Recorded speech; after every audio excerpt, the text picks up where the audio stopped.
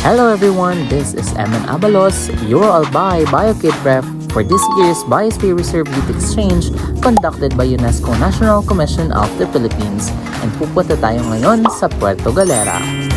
Ang Biosphere Reserves nga ay mga lugar para matuto ng sustainable development na inilikha upang magsulong ng pagkatugma sa pagitan ng tao at likas ng katangian at mapanatili ito upang umunlad ang kabuhayan ng tao, mga hayop at halaman at makapagsagawa rin ng mga pang-agham na pananaliksik.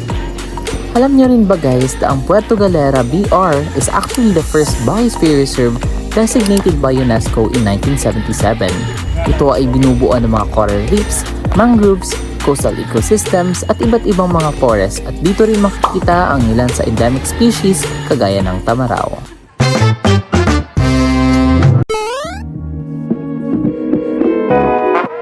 We started off our day 1 with a healthy breakfast, and ngayon nagre-ready na kami pumunta sa Muel Heritage Park kasi doon gaganapin ang formal event, the Youth Summit.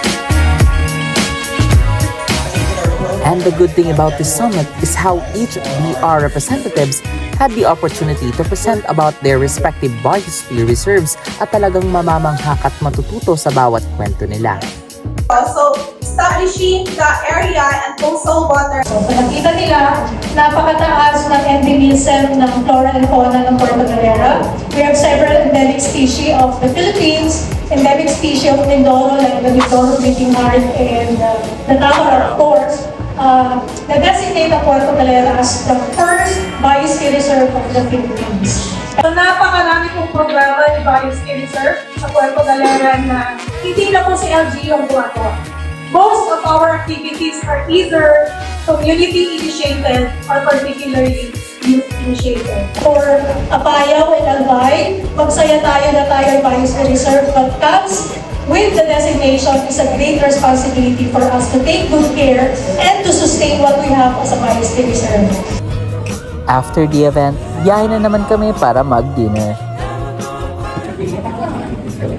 Guys, so we're having our dinner here at ewan ko kung saan.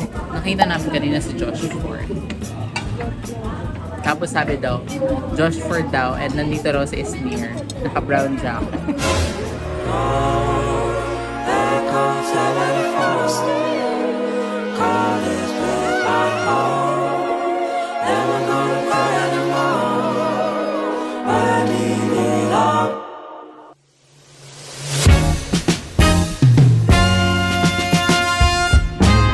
Day 2 is the highlight of this journey, and it's definitely my favorite. We're gonna explore the sea, titingin ng mga mangroves, corals, and learn more of PG. I'm so excited. Today yung city, it's a school adventure na. I know. They're gonna keep us safe, so don't you guys worry. Ayan naman. Just like someone in a Looney Tune. You can't tell if she's into you. She's a winding road that I've been running on down since I was 7 years old, Susan. Worldwide po, there is 60 species of mangroves, pero sa Puerto Galera we have 27 identified species of mangroves. Pwede silang naturally matanim, pero mas maganda po talaga, mas mataas ang survival rate niya kapag halimbawa po siya ay nag-undergo ng nursery package. Kung mag-ita po ng Sea Adventure School na i-experience po yun ng mga estudyante namin. Oh, Susan, how I need you. Oh, you look so good.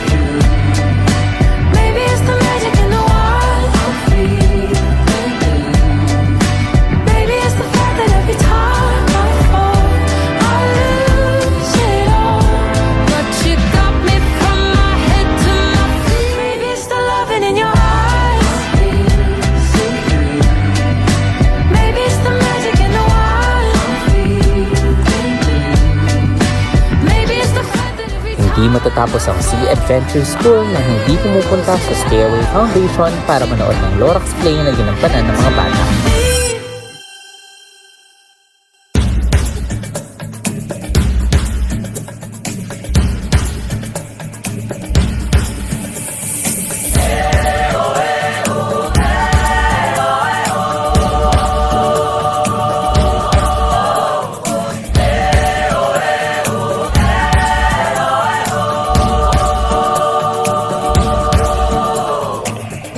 The best lesson I've learned in this journey is how humanity can actually coexist with nature. Kaya naman palang mabuhay ng tao kasama ang kalikasan. In doing so, we do not exhaust the resources it provides, but we promote sustainable ways on how to conserve it. If biosphere reserves are a testament where our micro efforts become a macro effect, then we ourselves should start it in our own locality. To all the memories and lessons I've learned throughout this journey, may it reach everyone in this planet and echo a lasting promise. Because if we now take action, we can save the future.